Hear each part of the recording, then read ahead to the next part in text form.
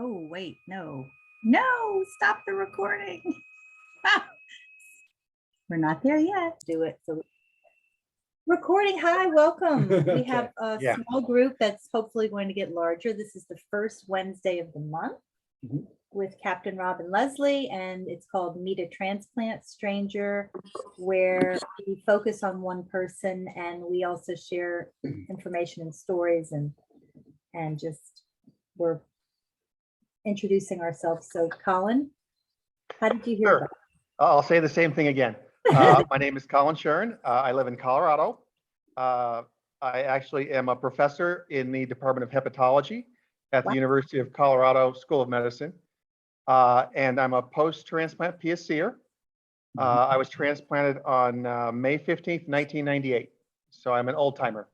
So there aren't many out there that have gone as long as I have with PSC, but hopefully we will get a lot more that go out this far. That's amazing. So did that affect your decision to want to be a hepatologist? Well, I'm not a hepatologist. I'm in research. I'm not an MD. I'm a PhD. Okay. But yes, it did. Oh, great. So I wanted to get into liver research to try and find a cure for diseases like PSC and PBC and biliary atresia, chronic cholestatic liver diseases. So yes, it did. Wow. And how's that going? We're trying. You come up with ideas, you test them, and a lot of things we can get to work in mice, but so far not much works in humans, of course, as you guys well know. So just like cancer, where we can cure cancer in a mouse, we can really fix cholestasis in mice, but we can't cure cancer in humans all the time, nor can we, of course, cure PSC. So, but every day is progress, and hopefully, my research, along with everybody else out there, will eventually find a way towards a cure, so that we don't have to go through what your husband and I have gone through. So yes. So for those who don't know what primary sclerosing cholangitis is, really quick, how would you summarize it? A nasty. PSC is a disease that affects the bile ducts of your liver. It has an autoimmune component, but they really don't know what causes it. And what happens is your bile ducts build up scar tissue from chronic inflammation in the bile duct. And as the scar tissue builds, it of course obstructs your ability to actually have proper flow of bile in your liver. And just like any other thing where flow of fluids is stopped, I mean, if you stop the flow of water, what happens? You actually get, growth of algae or bacteria. And the same thing happens in PSC. You stop flow of bile, you get cholangitis attacks due to bacterial overgrowth and things. So it's basically a disease where your bile ducts progressively get worse and worse and more damaged and more damaged. And along with that, your liver gets more damaged, and eventually you need a transplant. So yes. And Colin, what's the chances of it reoccurring in PSC patients? Chances are 20 to 40%, depending on what paper you read. What about hereditary? Can my son do it? No proven hereditary component, yet it does sometimes show up in families. But they haven't been able to find a definable link in families, like a father-son or siblings. Now, frequently, as you know, PSCers also have other autoimmune disorders such as IBD. But nevertheless, I would not say that there's a definitive genetic family inheritance type of linkage. Right. Wow. So, everybody, liver disease comes in many shapes and sizes and forms, and we learned a lot about that. I mean, for many years, we were just focused on PSC and what you went through. How old were you, by the way? Just curious. 29. Okay, that's young. Yeah. They're much younger. PSC affects children as well. So Sure. And Ruth, who is Ruth, I met, so I just want to kind of explain what it is we're doing and why. About, well, I started writing Saved by a Stranger in March of 2020 when Rob was very ill with PSC. And we were part of the Mayo Clinic support group. So all of these stories, like the ones we tell today and others, were so uplifting for you, right? Oh, yeah. Yeah, the support group. How is did the what stories help you? giving me hope, actually. That's, the Mayo Clinic in Jacksonville, Florida, they have a wonderful support group. Don't know, Colin, if you have a support group out in Colorado at the Transplant Hospital. Yeah, you did? Okay. Yeah, so that's, just being reassured by everyone that even though I had muscle wasting, I had, I lost a lot of weight, trying to keep the weight up and all. It was tough, but they reassured me that, you got to stay and hang in there. You'll get that call. I had 2 dry runs. Don't know if any of you had dry runs before. That's when you get the call and you get to the hospital, they prep you up. And then unfortunately, they take a look at the liver. When it comes in, it says it's not viable. So they call the surgery off. So, but I think most important is having a great caregiver, as Leslie is. And that got me through. I 10 months into it, I was calling it off. I wanted to come back to New York and not wait any longer because I got discouraged. But everyone in the support group, they really pulled me through.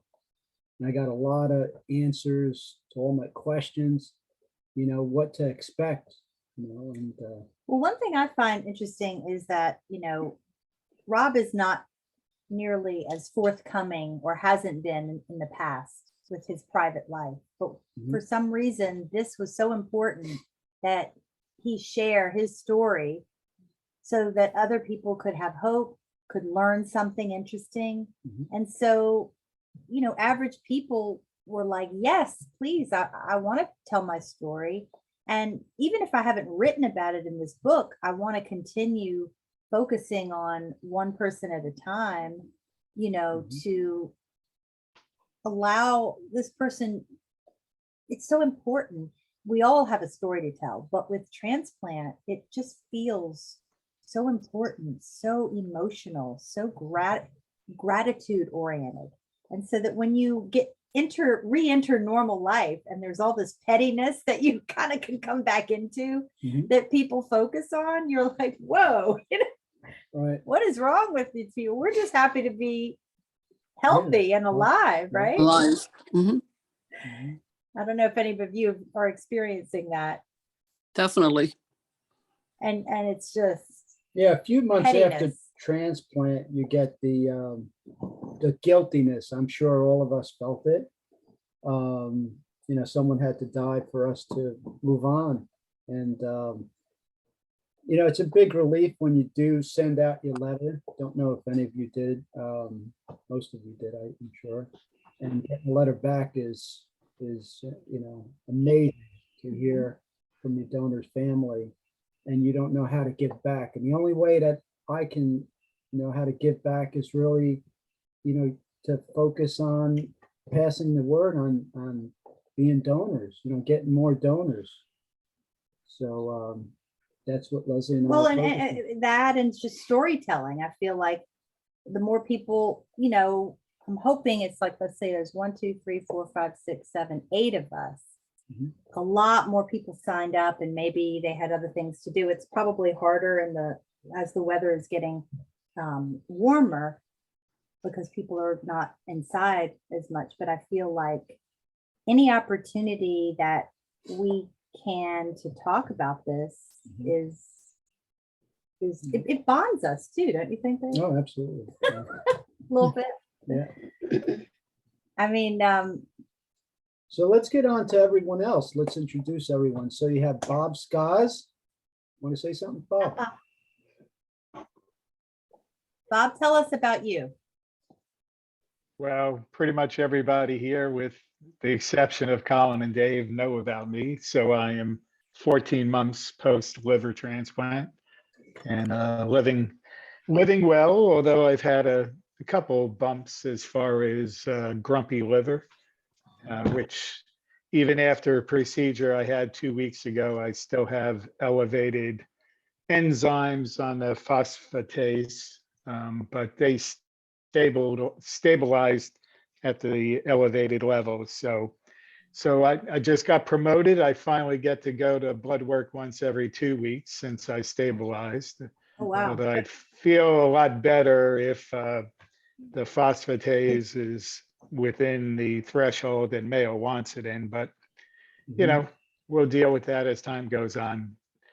So, you know, I just had a liver biopsy done and there's no rejection, and they did a venography to expand my portal vein, and that seemed to work well. So, you know, life goes on. But as Captain Rob said, you know, I spend my time now advocating for the New Jersey Sharing Network, trying to send a message, tell my story. And just last week, I met with 3 classes of junior high school students in Berkeley Heights, and with another member of the Sharing Network, and we got to talk for an hour in each class, and it was interesting. The kids were very engaged, and you know, that's what I do now. And next Sunday, I will be running a 5K race with the Awesome. in the fundraising effort down there. My 2 children are running with me, and I have a team of walkers, and we've raised about $5,000 for the cause to help them out. But life's good. Awesome. Paula, tell us about you. Well, I'm over 2 years post now. I have a very unusual story that I wasn't even on the liver transplant list, and I was very near death when they got me to Mayo, and 3 days later I got a liver. So I'm so blessed. And So did joy you, in life every day. how long were you really ill for? About 2 years. Okay. I was kind of going down pretty fast, and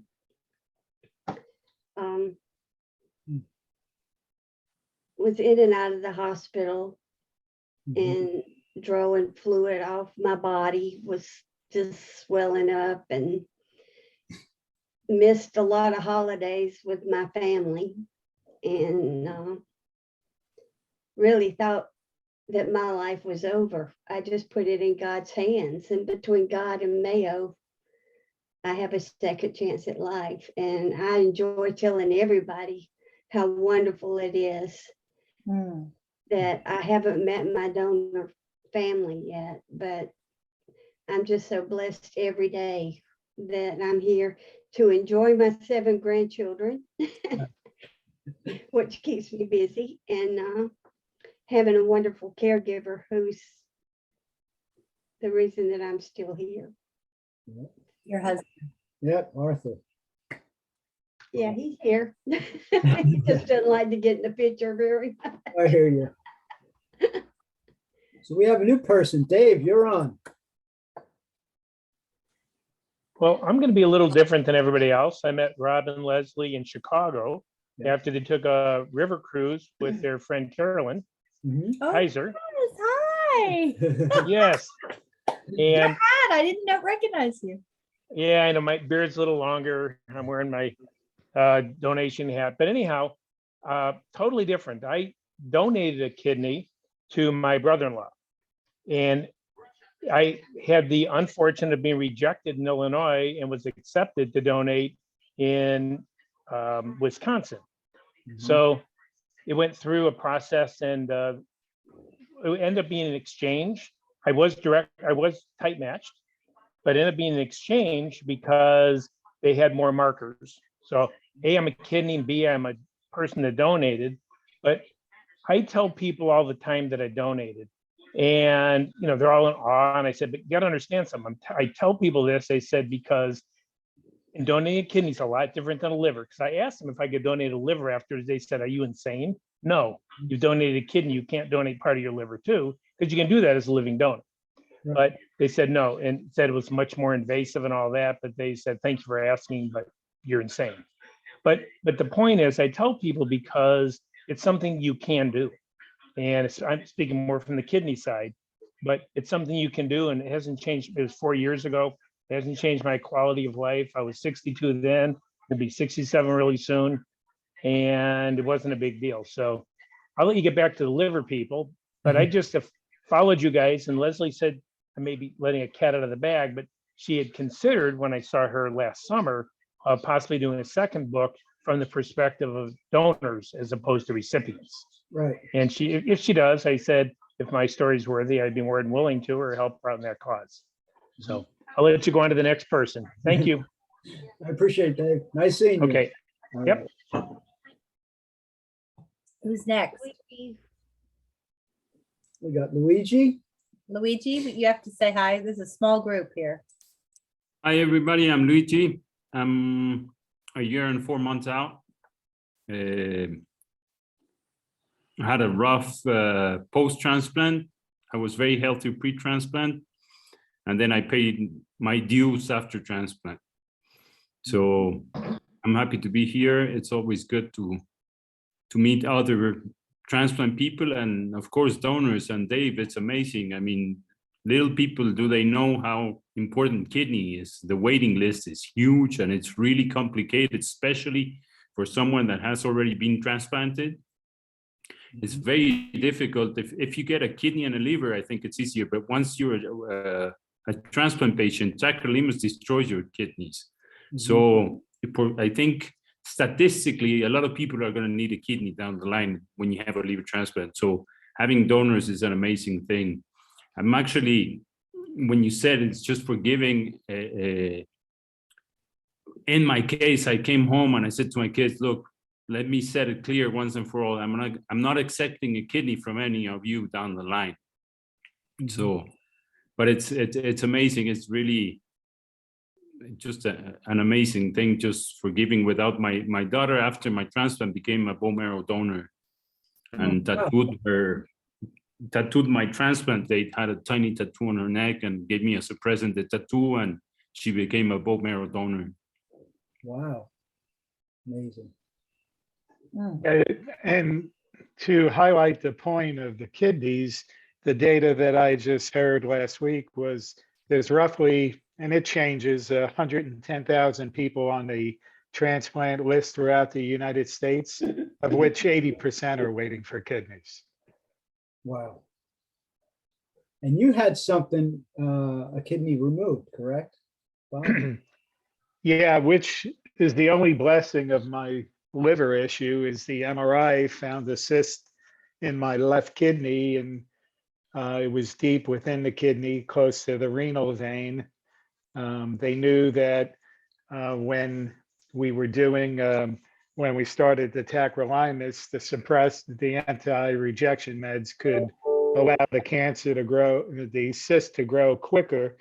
And they thought it could be cancerous, and they took it out February 4th of this year, and it was a renal cell carcinoma. Luckily, it didn't get to the renal vein, and I didn't require chemo or radiation. So, interesting question, Dave. As a donor, do you get your blood work tested to see if your creatinine level has jumped significantly since your kidney removal? That's a good question.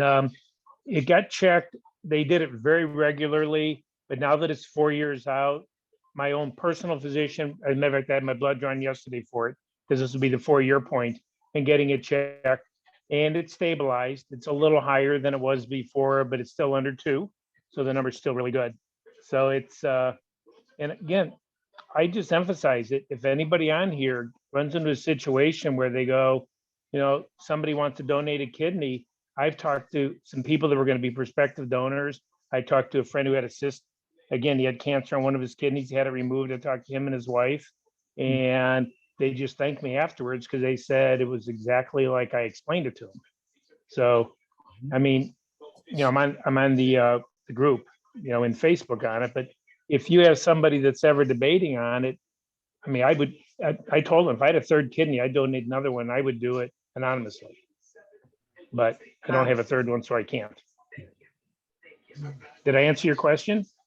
Yeah, no, and actually you gave me a number because my creatinine jumped from 1.0 to 1.7, 1.8, and it seems to have stabilized at 1.7. So I'm That's where mine probably in the is. same range.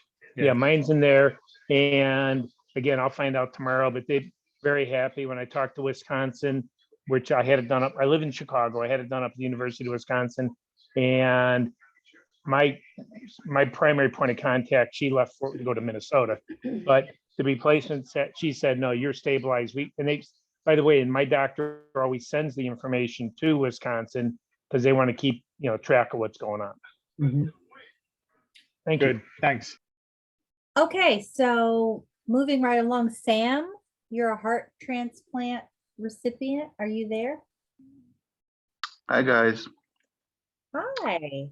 Hi. So I guess, am I the only heart recipient on here? Most of you guys liver and some kidney. Yes. Yeah, Nice to meet we you all. always love the hearts, man. You're our heart. Nice to meet you guys. So I just, last week, I celebrated my 7th anniversary of my heart transplant. Awesome. Wow. So I'm really super blessed to be here. It's been a long journey. I had a heart attack in 2008. And since then, it was quite a struggle. And then finally, 2015, I was blessed with a heart and him here today. So What hospital? this is in Baltimore, the University of Maryland. Mhm. So it's actually the same surgeon who did the pig heart. You guys might have heard about that in January. Remember the heart Yes. transplant? Oh So my that God. Dr. Griffith was my surgeon too. Wow. So, but I got a deceased donor, a human heart. I did not get Okay. a pig heart, but that's amazing progress though, right? I mean, Yeah. it's a great thing to have hope to things like that, because advancements are amazing, so I'm really glad to be here. So Bob, I missed part of your story. Are you a kidney recipient? No, I'm a Liver. liver recipient, but in the testing pre-transplant of my liver disease, they found a cyst in the kidney, so they removed the kidney just Okay. in this February, and Okay. it was cancer. Okay. So you're doubly blessed. So Yeah. I mean, yes, you're absolutely right. I'm right. not sure what I did to deserve it, but I'll take it. I mean, we're all definitely blessed, and like everyone, I agree. Kidneys definitely get compromised. Even in my case, it already was prior to my heart transplant. So I'm monitoring it. They're monitoring it carefully. Mhm. But it's supposed to be around 1, but it's different for everyone. So mine hovers around 1.5, 1.8. Mhm. So as long as that's steady, it's not so much to be concerned about, but we should keep it closer to 1 Mhm. if everything goes well. Mhm. And what about you? I have Stephen Hughes' iPhone. Oh, wait, you're gonna have to unmute yourself really quick. There you go. Okay, there we go. Hi. Actually, me, I had to use my husband's phone because I couldn't connect with mine. What is your name again? Tina. Oh, yes, Tina, of course. Hi. Hi. So that's why it says Stephen. And tell us about you. Well, I'm a liver transplant recipient. I got my liver almost next month will be my 1 year, June 24th. Awesome. So I had a few setbacks. I got CMV and I was really very, very sick with CMV. Still fighting that a little bit, but I had mine done at Baylor in Fort Worth. I actually live in East Texas, about 2.5 hours away, but my family is there in Fort Worth. So I found my liver disease totally by accident. It was a God thing. I went in very, very ill, and they did a scan because I had a blood infection that indicated colon cancer. Mm. And when they did the scan, there was no colon cancer, but they found the problem with my liver. So I did really well for about 3 or 4 years. And then all of a sudden it just went downhill real quickly. I was waiting to do my, start my transplant process because we lost our son-in-law and he was very ill with cancer. So I would try not to do the transplant till after, he passed away, and he passed away in January, and in February it went downhill real quick. So at least I made it to help him and help my daughter and my grandkids, but I've done very well. I think I'm having a little trouble with my kidneys right now because the CMV kind of did a little bit of a number on them, but we're getting them back where they should be. So that's kind of about all. I don't know what else. Okay. I live out by a lake, nice little quiet place. I'm enjoying life again. That's the good thing. I'm very grateful. Yeah. Wonderful. There I'm seems gonna, to be- Oh. sorry, there seems to be a lot of people having kidney issues. Yes. And I also had kidney issues, oh gosh, maybe 18, 19 years or maybe even 20 years ago. Mhm. And they switched me to a different immunosuppressant and my kidneys have been fine. And I don't know how many of you are on a combined tacrolimus, sirolimus regimen or sirolimus or everolimus, I can't even say that word, I don't know why.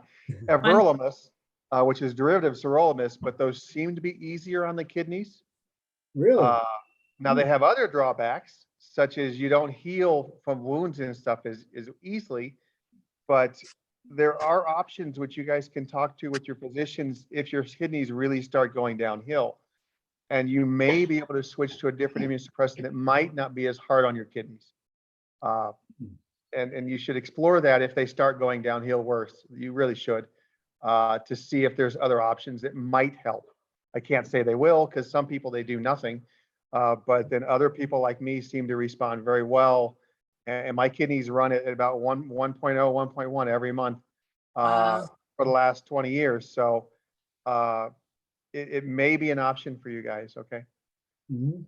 Great. I think the challenge is, and I guess I was told that, when you have two kidneys, one is a dominant kidney and the other one is kind of along for the ride as needed. And, in my case, they had to take one out. They didn't measure whether it was the dominant one or not. But I did go from a 1.0 to immediately to a 1.7. But the surgeon told me it could be as high as 2 and 3. So, I'll take the 1.7, stable. But I think, Luigi, even you, we're all pretty much in stage 3 renal failure based on the EGFR numbers. But, as they indicate, it's fixable, but fixable may be a medicine change. But getting nephrology and the liver people to kind of come together on that, I guess, is the next challenge.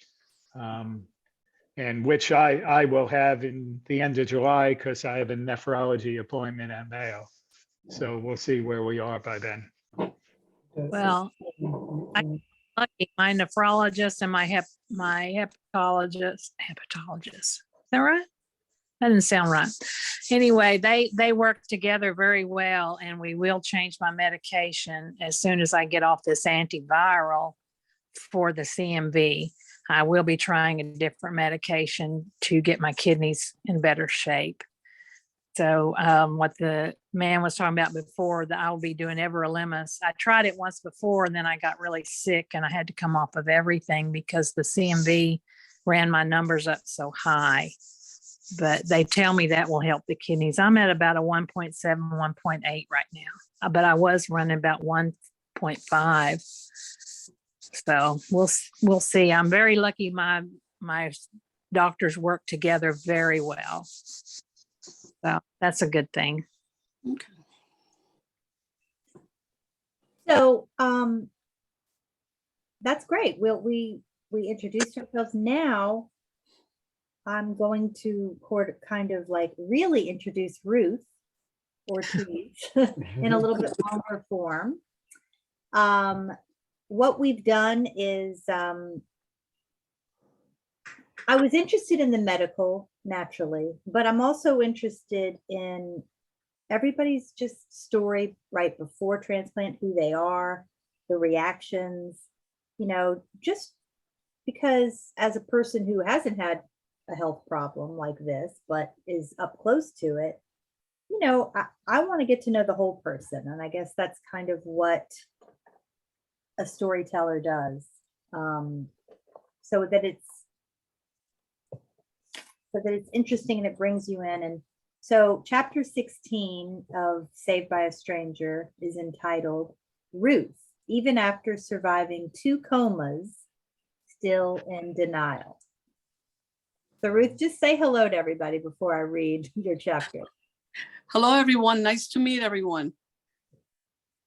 Ruth, where are you from? We'll know this in a minute, but Well, I was born in Brooklyn, in Williamsburg, Brooklyn, and I was 20. We moved to Bay Shore, Long Island, New York, where I lived for 43 years.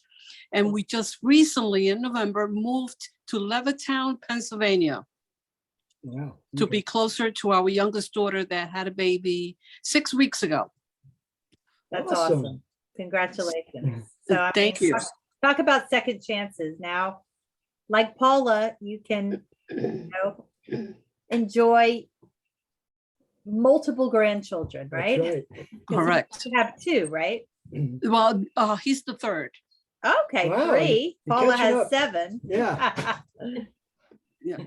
So all of these grandchildren, most importantly, get to know their grandparents, which I think is Exactly. so important. Mhm.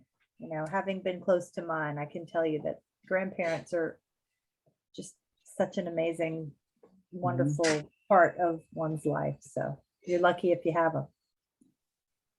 Okay, so if everyone could just mute themselves, that would be great. And I'm going to read chapter 16. Ruth, even after surviving 2 comas, still in denial. Ruth, how much alcohol do you drink a day? The doctor asked Ruth after she passed out in her home one morning and was rushed by ambulance to the ER in Bay Shore, Long Island, New York. Doctors knew she had internal bleeding and needed a pint of blood immediately, but with her rare O-negative blood type, she had to wait until midnight because there was none to be found. An endoscopy revealed the source. Hang on. Of bleeding, varices or swollen veins caused by liver disease. That's when the doctor assumed she was an alcoholic and pressed her to be honest. The truth was neither Ruth nor her husband drank or had any alcohol in the house. Her brother-in-law, who was indeed an alcoholic, had been told his liver would regenerate if he stopped drinking. But Ruth, who was suddenly assumed to be an alcoholic, was soon told that only a liver transplant could cure her fatty liver disease. Can y'all hear me okay? Ruth, whose parents had come from Puerto Rico, was born in Brooklyn, New York. She studied accounting at Brooklyn College, and in 1976, at age 21, she married her high school sweetheart, Wigberto, also from Puerto Rico. Where is Wig? Do we not see them? We need him in here. No, he's at his music. Oh, He's at, yeah. So he's often called Wig, operated his own barbershop before going to work for the state of New York as a custodian and later supervisor. The couple had 2 children, Erica and Vanessa. Ruth had ample energy, and when her younger daughter was 3 years old, she returned to work to prove to her husband that she could indeed do it. first working at a Sears service center and eventually as assistant sales manager at Paychex. Her daughters grew up and got married, and the family traveled all over the country enjoying life. Other than having diabetes controlled first through medication and then insulin shots and high cholesterol controlled by medication, Ruth enjoyed good health and she felt fine. She assumed that any fatigue she had was a result of having a full-time job and simply getting older. After learning in her late 50s that she had full-blown cirrhosis of the liver, she was referred to a specialist at Mount Sinai Hospital who told her she could have a good 5 years before she needed a transplant. So she continued working, traveled to Europe, took care of her parents, and lived life to its fullest. Even though I knew I had liver disease, Ruth said, for the next 3 years, I was taking good care of myself, felt good, thought my liver would somehow regenerate on its own and I would be fine. I wasn't worried about it. That was my attitude. Hang on. No, it's not doing it. In December 2017, one of her coworkers noticed she began to look a little yellow. Since she had turned 62 and was feeling more tired, vomiting more regularly, she decided it was time to retire. Still, I didn't think it was my liver disease. I just chalked it up to doing too much, she recalled. Travel and normal life continued the next year. A versatile musician, Wigberto, often played at their church. Near Christmas, he was preparing for the church's holiday concert, but Ruth was too tired to attend. She felt like sleeping and could not wake up. Worried, her mother called Ruth's best friend who came over, but Ruth suddenly did not recognize her friend. They drove to the church to get Wigberto, who knew that she was taking lactulose, used to reduce the amount of ammonia in the blood of liver disease patients. Too much ammonia buildup causes confusion. They gave her more lactulose and her head cleared up. We went to church Christmas Eve, and the next day I made dinner at home for about 25 people, Ruth recalled. After everyone left, I was exhausted and needed to lie down, and my feet were very swollen.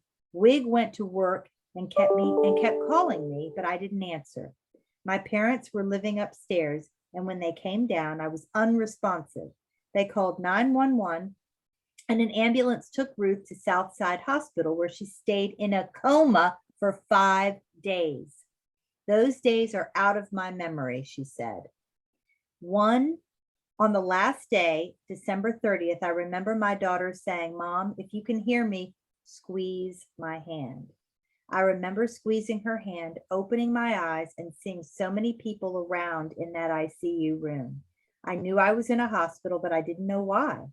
There must have been 30 family and friends there staring at me. She came home a week later, extremely swollen, with so much water in her body that it was constricting her lungs.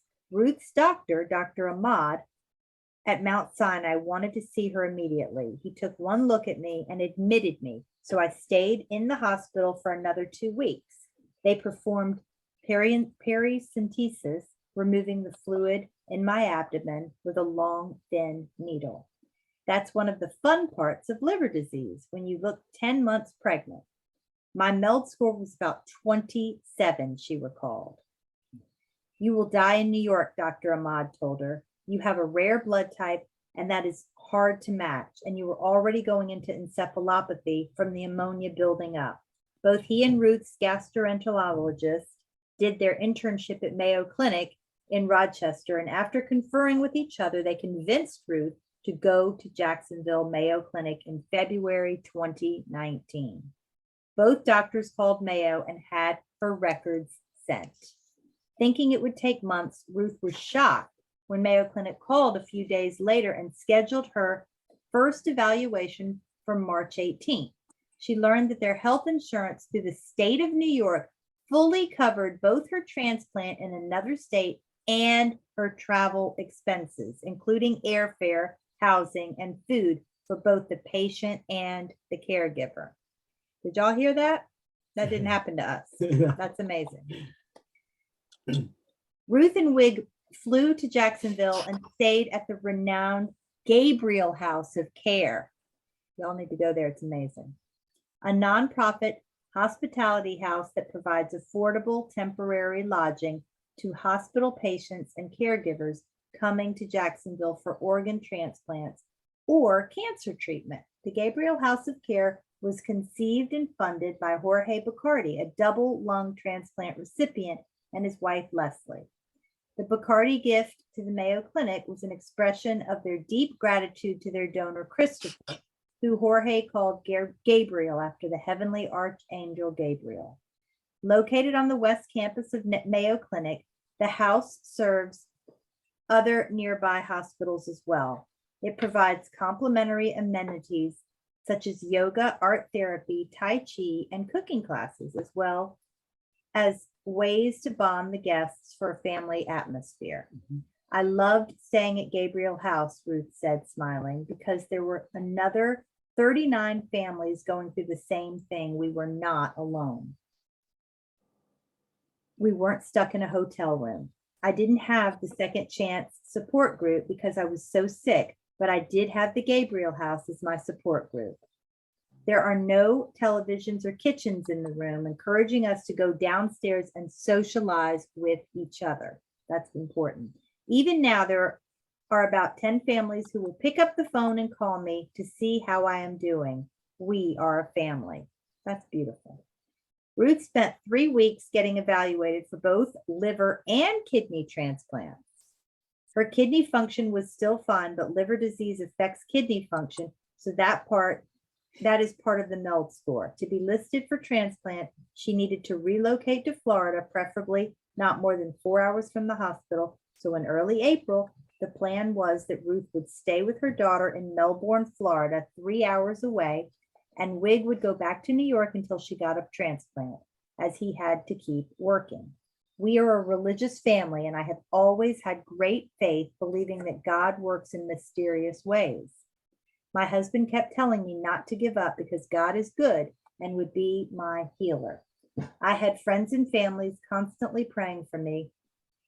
This faith kept me steady. I refused to whine. I never said poor me or why me, she said. On the way home from a family outing after the weeks of Mayo evaluation, Ruth's daughter said she didn't look good and wanted to take her straight to Mayo. Ruth told her she was fine and went to bed. The next thing I knew, I woke up and had no idea where I was and scared out of my mind, she said. Apparently, my husband heard me gurgling at 2 a.m., unresponsive, and he and my daughter took me to Holmes Regional Medical Center in Melbourne, where I stayed in a coma for 8 days. Good Lord. My ammonia levels had skyrocketed. When she came out of the coma, she was transferred to Mayo Clinic for another week. Even though I had just come out of a second coma, in my mind, I still didn't think I was sick. I knew I had liver disease, but for some reason, I still thought I would get better. It wasn't until 2 days before my transplant that I finally came to terms with the fact that I was indeed dying. Getting out of the hospital on Mother's Day weekend, she returned to her daughter's home, where she planned to stay until receiving a transplant call from Mayo. On Monday, I knew from having 2 comas what the symptoms were. I told Erica I was not going to be stubborn anymore and to take me right away to the Mayo Clinic. We drove straight there with my ammonia levels rising quickly. The bilirubin levels, which determine how jaundice you get, had tripled, she recalled. By Tuesday, doctors said she was on a roller coaster ride, and they were very concerned. She had diarrhea and indescribable pain with about 40 pounds of fluid in her body. On Wednesday, one of the doctors told me the roller coaster had gotten faster, and unfortunately, there were no brakes to be found, Ruth told me. I looked at him and asked if this was the time to call my friends and family to say goodbye. He shrugged his shoulders, looked like he was holding his emotions back, and walked out of the room. Oh my God. That evening, Ruth sent up a special prayer. Her MELD score had risen to 43, considered the highest risk for liver transplant candidates. God, I'm in your hands, she prayed. It is your will, not mine. If you want to give me a liver and a kidney, I will be grateful, and I will praise your name until the day I die. But if you want me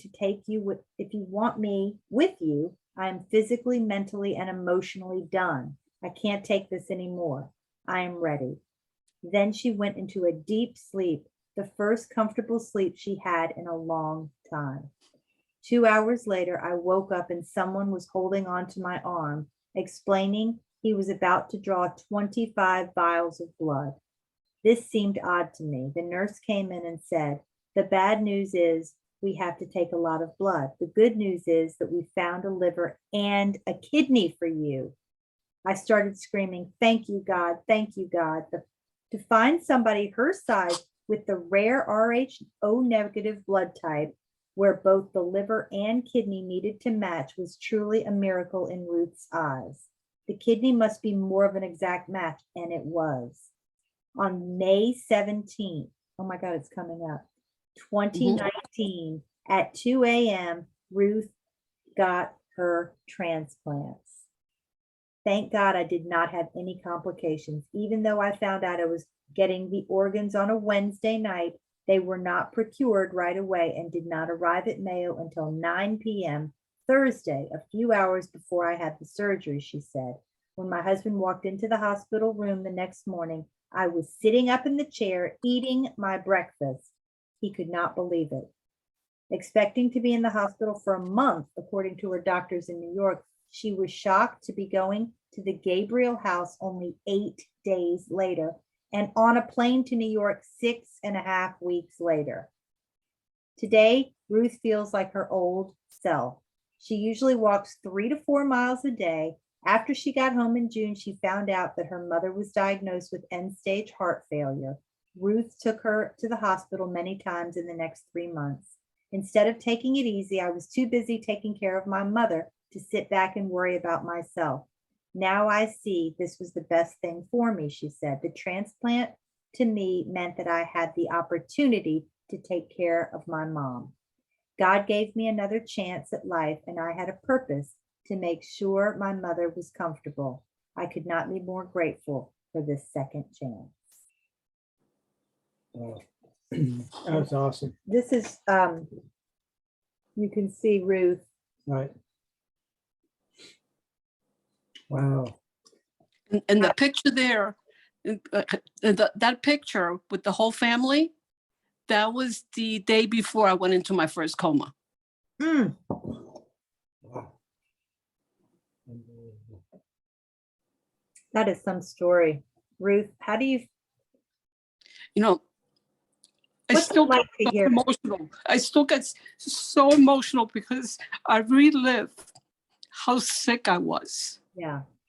You know, and the miracle that God allowed me to live, Yeah. to receive a liver and a kidney, you know, and just the miracle. And I say every day, I wake up in the morning and I say, thank you, God, for giving me one more day. Mm-hmm. And I don't want to look like I just live one day at a time, but I'm just so grateful to have one more day. You know, if I die tomorrow, I will be happy that I got 3 years. Mm-hmm. Mm-hmm. It's going to be 3 years, May 17th. And sometimes I feel like it was a dream. Yeah. Like, did that really happen to me? Right. Did I really go through all that? Mm. And my husband keeps telling me, I told you weren't going to die.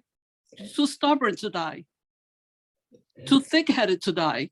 Mm. But I just thank God. I just thank God for that miracle that happened to me, because I knew I was dying. Mm-hmm. I knew that when I closed my eyes and I started going to sleep, I honestly didn't think I was ever going to wake up again. Mm-hmm. And there was a little part when my daughter was driving me back to the Mayo Clinic. I said to her, you know, I had a DNR. And I said, your father and you guys didn't honor the first time I went into a coma. You put me on events. The second time, you did the same thing again. You have to promise me that if you're taking me to Mayo now, if I go into a third coma, if on the way there you see me going into the coma, do not take me to the hospital till you know that I'm dead. Mm. Just don't take me. Just wait until I'm dead, then call everybody. Because Wow. I can't go through that again. My second coma, I woke up, I didn't know who I was, where I was. The hallucinations were terrible. I felt one of the hallucinations, the one that is more vivid in my mind. I saw myself living in a homeless shelter and that my family had abandoned me. And I was just laying there in that bed with all these homeless people around me and me just crying, God, why are you allowing this to happen to me? Hmm. And those hallucinations were the worst. I think the hallucinations were worse than going through a paracentesis every 2 weeks, every other day at the end. Mm-hmm. You know, and it was, they were just horrible. But I thank God that I got and my other prayer was, please God, don't let my mother have to bury me. Mm. Oh, jeez. I was an only child, always with my mother. My mother and I never separated. And I said, God, please do not allow my mother to have to bury me. Mm. I don't think my mother can handle this. Mm-hmm. And I got my transplant in May, and she died in April 1st of the following year. Then 10 months later, my father passed away. So I had to be there for them. They did not have to bury me. And I thank God. I thank God for that. Mm-hmm. That I was there to take care of them and be with them. They both died with me. So I thank God for that. Mm-hmm. But These are life and death conversations that Mhm. are real, they're right up to the surface. You know, we've all,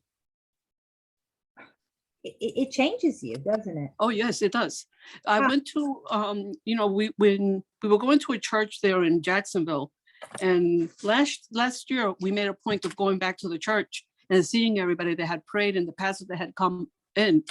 And one of the ladies said to me, I never said this to you, but that day that I went to see you at the hospital, that I stayed with you, when they told you that they told you that you were basically dying, and you looked at me and you said, I'm dying. And I said to you, no, you're not. You'll be okay. She said she walked out of that hospital room and called the pastor and said, she's not going to make it. Wow. She will not wake up tomorrow morning. She will die tonight. We have to pray. She will die. Wow.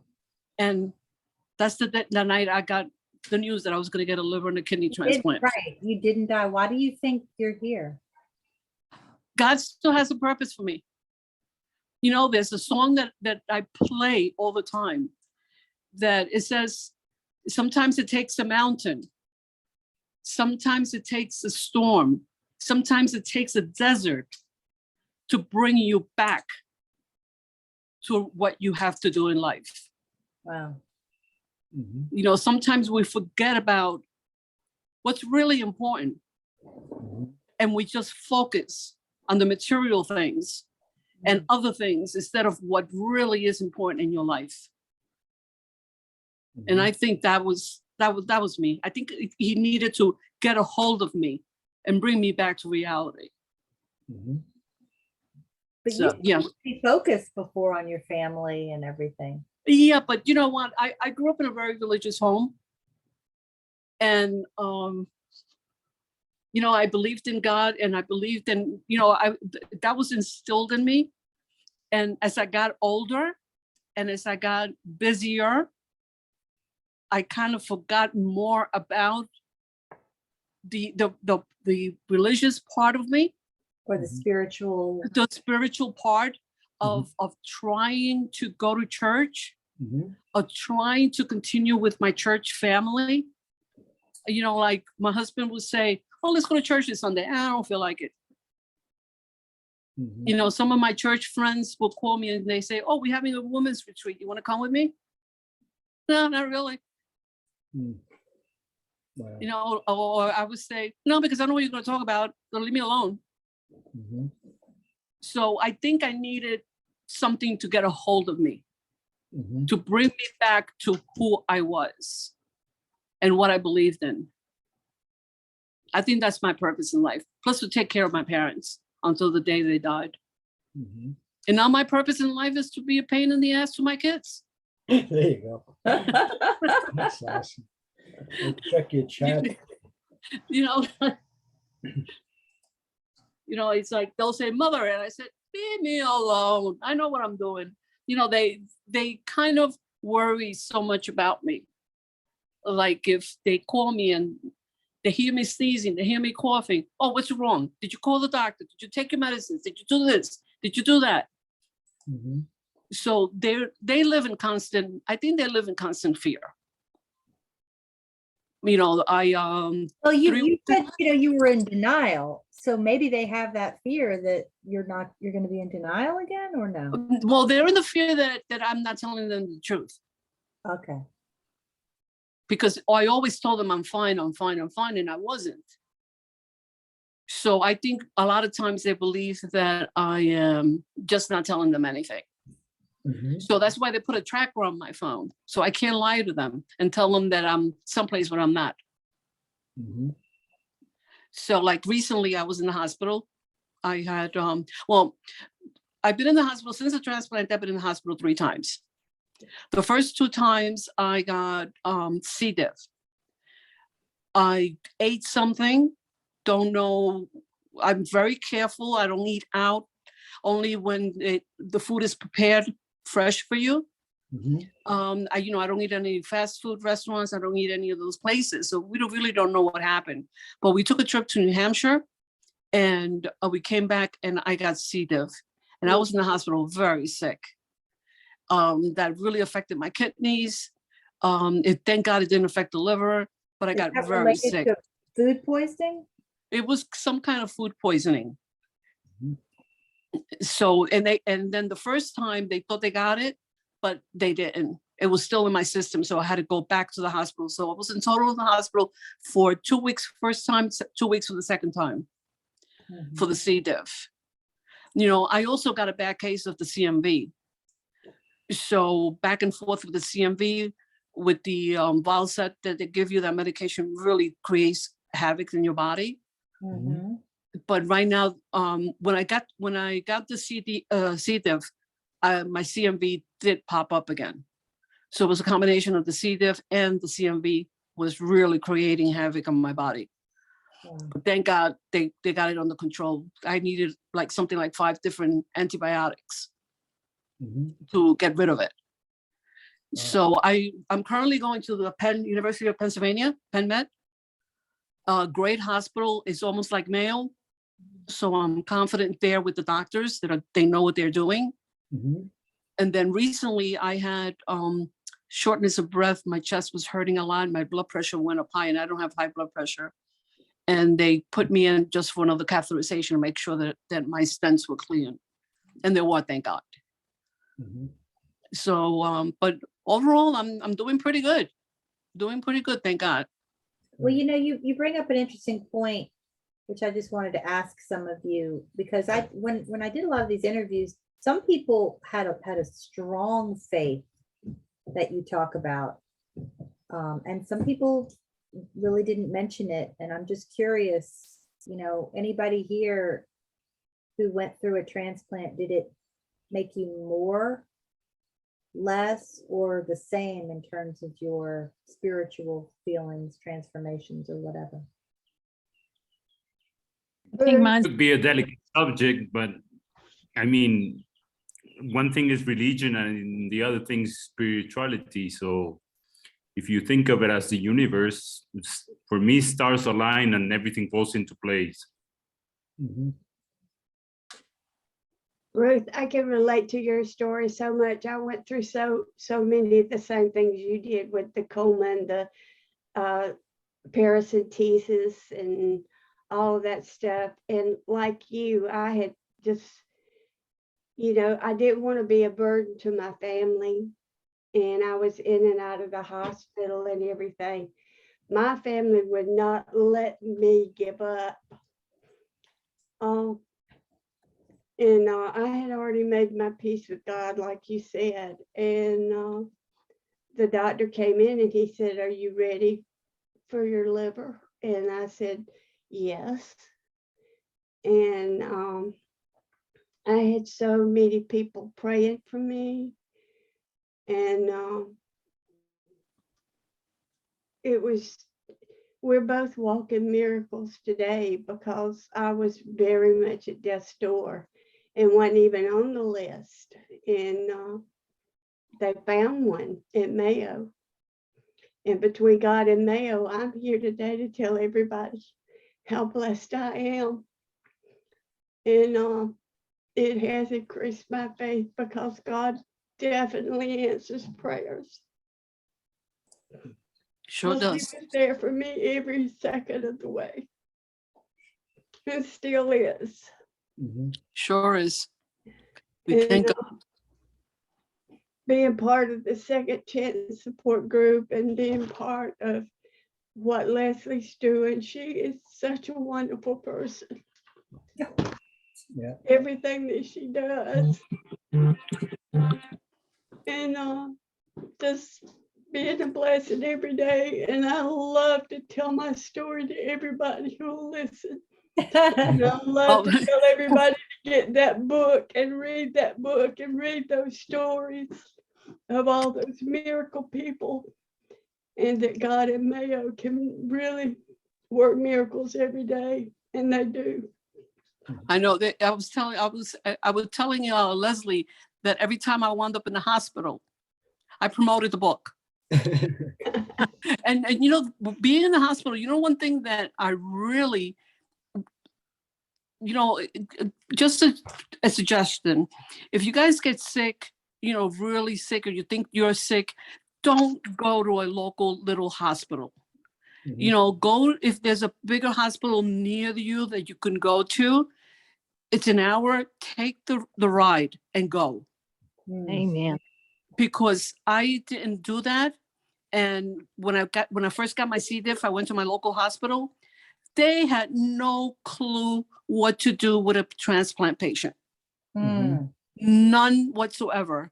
One nurse came over to me, and she actually, you know, I couldn't believe the ignorance on some of these nurses. She was going to give me a shot, and she was going to give me a shot right in the belly, by my belly button. And I said, "Excuse me, what are you doing?" And she goes, "I'm giving you a shot." I said, "Don't you know that you cannot give a shot around the circumferences of the belly button? It's like an orange. You have to do it around. You can't do it near the belly button." She looked at me like I had 5 heads. Wait, why is that? Because of your new liver? No, that's because that would affect the liver in sickness. You could get sick from that. Oh, I didn't know. See, I didn't know that. That's something I Yeah, learned. it has to be around your belly button. It's got to be around the circle, like outside the circle of your belly button. Can't be near that. And that causes kidney disease too. Oh, The other thing, she turned her hand and she's going to give me the shot on the other side. I said, "You can't put the needle there. That's where my kidney is." She looks at me, she goes, I blow it when they do this. "Sweetie," you know, when they treat you with that sweetie voice, "Sweetie, Yeah. you have your kidneys are on your back."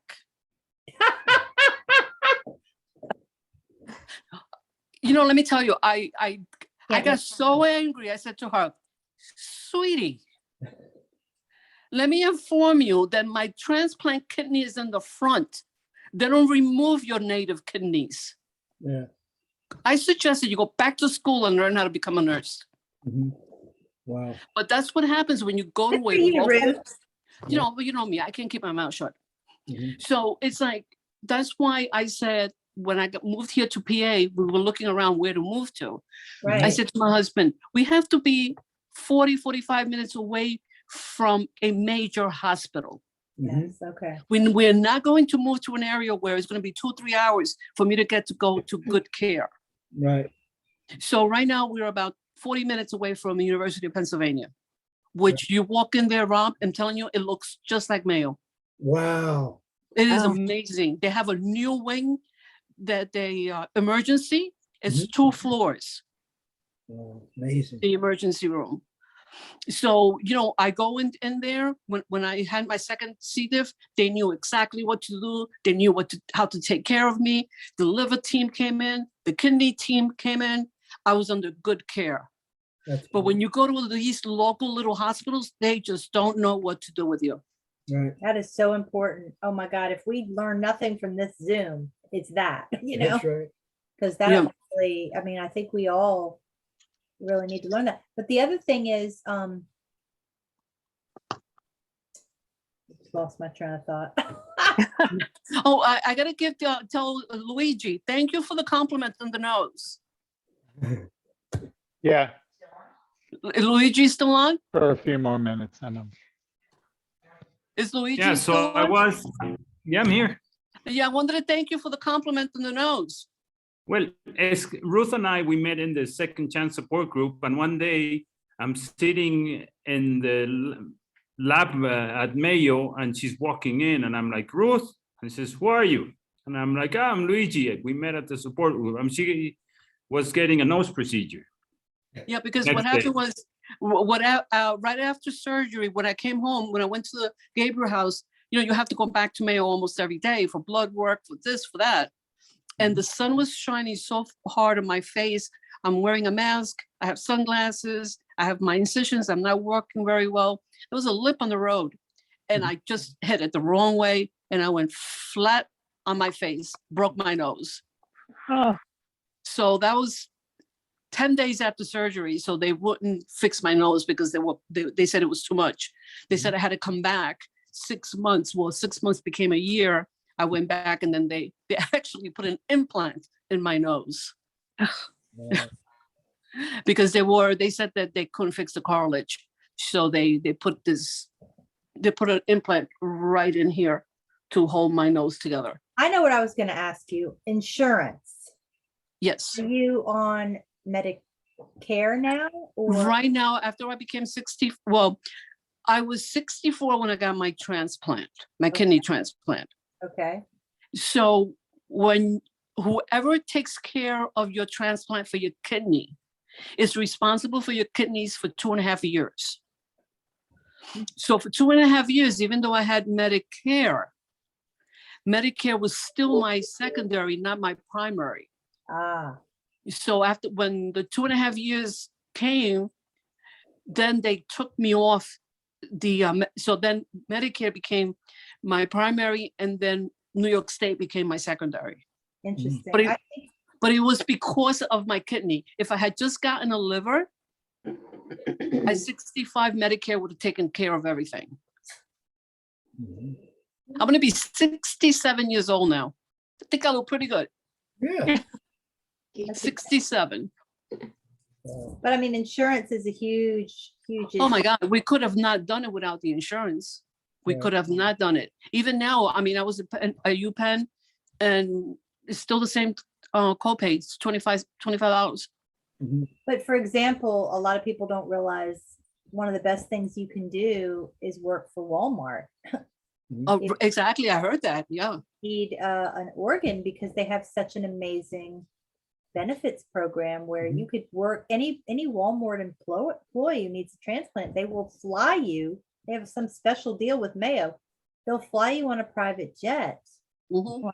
to the Mayo Clinic if you get called for a transplant. I don't think anybody knows that. They don't make that Announcement. No. announcement, but to me, that just goes to show you private companies can do good. Mhm. Can take care of their employees. Mhm. I mean, I still pay. Incredible. I think my medicine bill is $35 Mhm. for the month, All right. and I'm still on the Prograf. I'm still on the Celsep. I'm still on the prednisone. Wow. Uridol. I'm basically still on all the medications that I was on when that was transplanted. The only medicine I'm not on is the Valsep. You and me both, Ruth.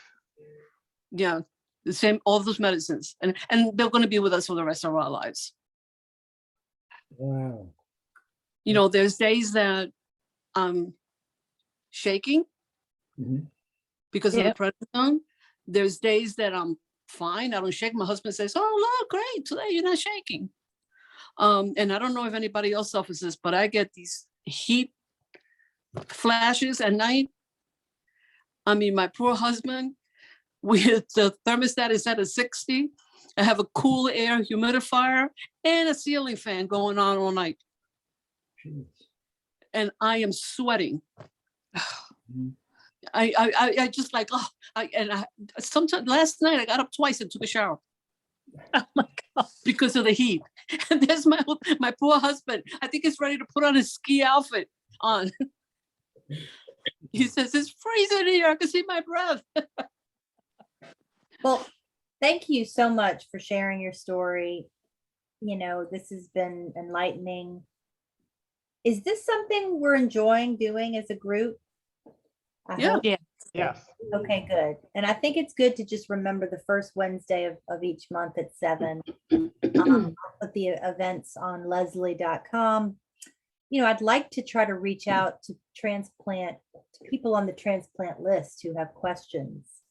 It seems to be harder to get necessarily the word out that way, but I just know that we were so in need of these stories, and it's interesting Absolutely. after the fact now. Mhm.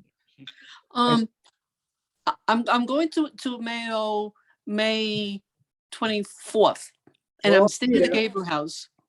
Okay, Oh, I'll be down there. Luigi Oh, and you- We're throwing a party. Oh, Yeah. okay. So yeah, I'll be there May. What is it? I'll be there. I think it's Wednesday, Thursday, Friday, something like Okay. that. We'll be there. Oh, okay. So Oh, we'll wait, hold keep in on. touch. What's the party for, Luigi? Just New getting together, teeth. being alive.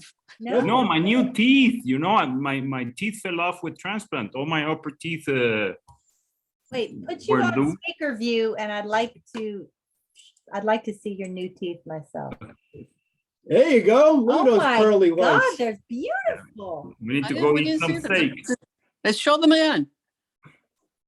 Nice. So where did you go to have your teeth done?